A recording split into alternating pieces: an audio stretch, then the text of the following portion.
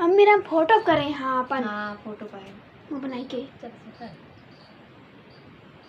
सब कर दे फिर चालू करें ना। चलो काट दो करो बात नहीं। हेलो दोस्तों नमस्कार। हम एक पचरा गीत लेके आए हैं, आप लोग फुल वॉच करके देखिए और आप लोग कमेंट में ज़रूर बताना हमारा गीत कैसा लगा।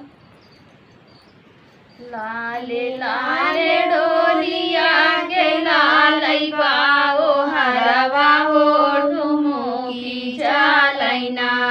ए ठुमुकी चालैना माई के बागवा सवरिया हो ठुमुकी चालैना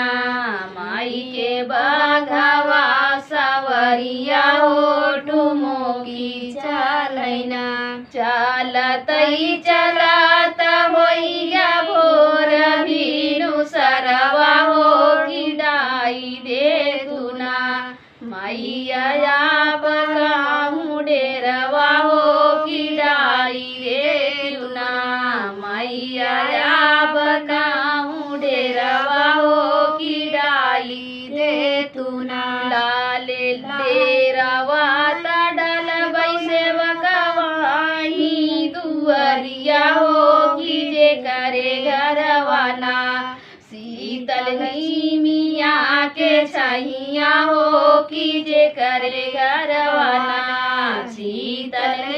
मिया के छैया हो कीजे करे घरवाना लाले लाले डोलिया के लालैबा ओ हरवा हो ठुमुकी चालैना माई के बागवा सवरिया हो ठुमुकी चालैना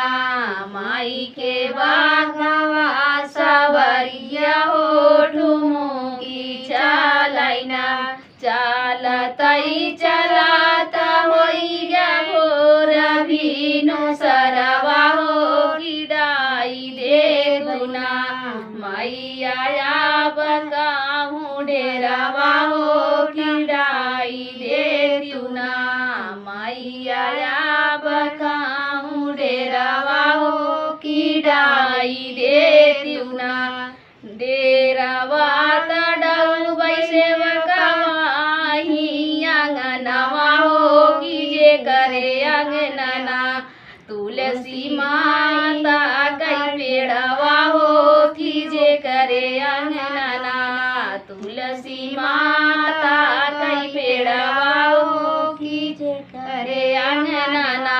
लाले लाले डोलिया के लालैबा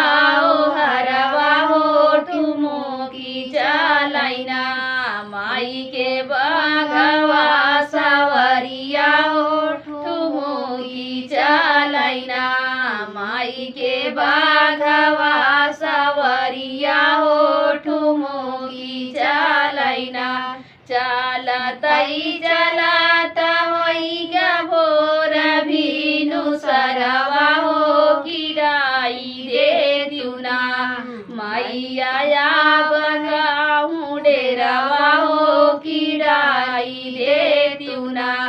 डेरवा तडल बैसे बकवाही दुअरिया हो कीजे करे घरवाना गाऊ माता कई होई हो कीजे करे घरवाना गाऊ माता जब होई हो कीजे करे घरवाना लाले लाले डोलिया के लालैबा ओ हरवा हो की चालैना माई के बागवा सवरिया हो ठुमुकी चालैना माई के बागवा सवरिया